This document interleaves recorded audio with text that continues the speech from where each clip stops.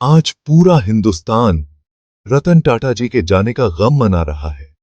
एक दूरदर्शी, एक नेता जिनके जाने से एक युग का अंत हो गया है। वो टाटा ग्रुप और हमारे देश के लिए एक रोशनी थे। रतन टाटा जी ने अपनी जिंदगी सेवा, ईमानदारी और नई सोच को समर्पित कर दी।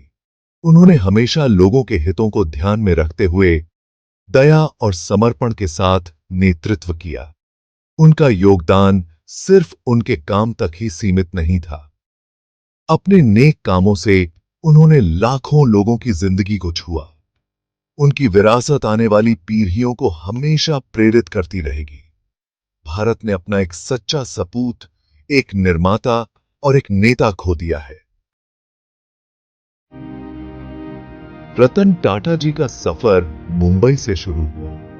टाटा परिवार में जन्मे रतन टाटा को विरासत में ही इंडस्ट्री और समाज सेवा का जज्बा मिला था।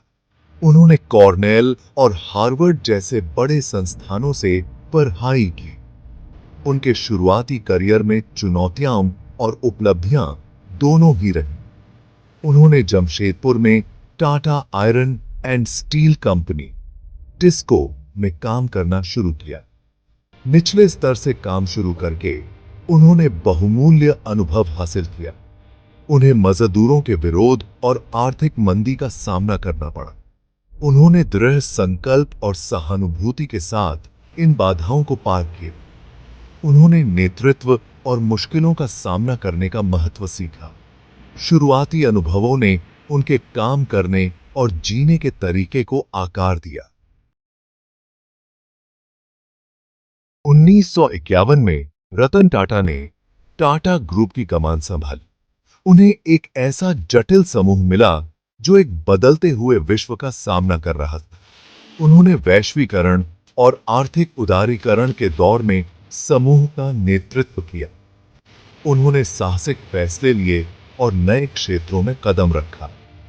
उन्होंने टेटली टी और जगुआर लैंड रोवर जैसे अधिग्रहणों का नेतृत्व किया। इन कदमों ने टाटा ग्रुप की वैश्विक उपस्थिति को मजबूत किया। उन्होंने अपनी व्यावसायिक कुशाग्रता और जोखिम लेने की क्षमता का परिचय दिया। वह नए विचारों और तकनीक के महत्व को समझते थे। उन्होंने सॉफ्टवेयर, दूरसंचार और ऑटोमोबाइल जैसे क्षेत्रों में समूह के विकास को प्रोत्साहित किया। उन्होंने टाटा ग्रुप को एक आधुनिक और प्रतिस्पर्धी वैश्विक कंपनी में बदल दिया।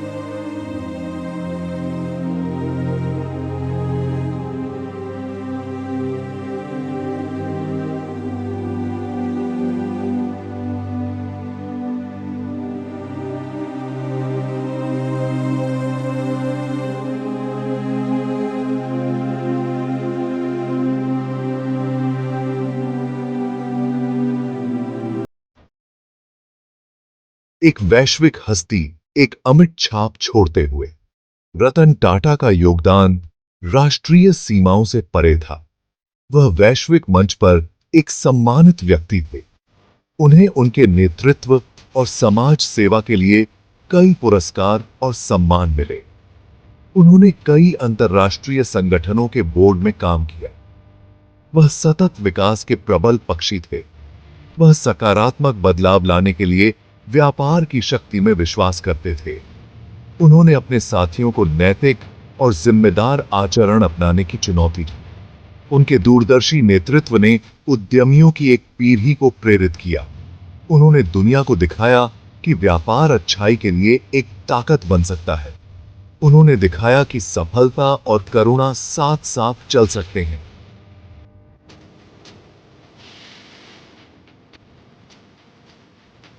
टाटा की अमर विरासत, पीढ़ियों के लिए एक प्रेरणा।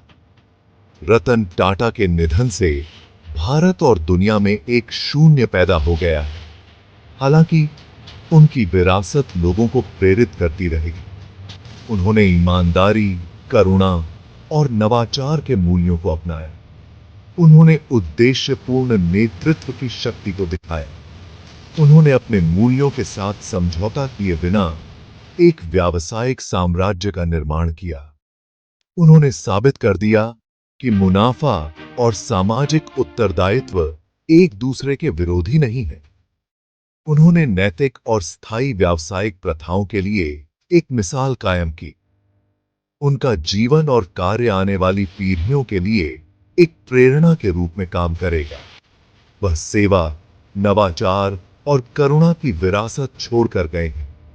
भारत रतन टाटा को हमेशा याद रखेगा, एक सच्चे राष्ट्र निर्माता और एक वैश्विक प्रेरणा।